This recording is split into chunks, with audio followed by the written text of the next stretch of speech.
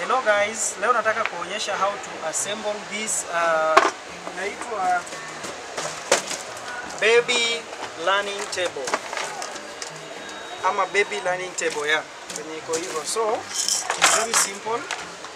Chukua hizi parts unaweka tu.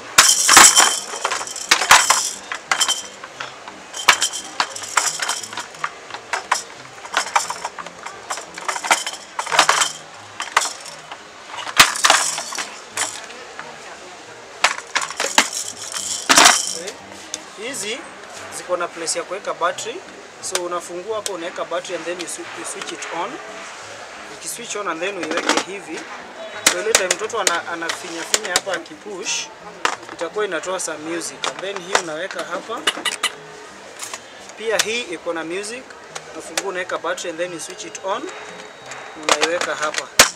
So hii ni ya kusaidia tu mtoto kwa zile first steps zake time anajifunza kutembea. So hii pia iko na music, wakati anafinya akipush hivi iko na some music pia. That is it about this baby learning table. Welcome and shop with us.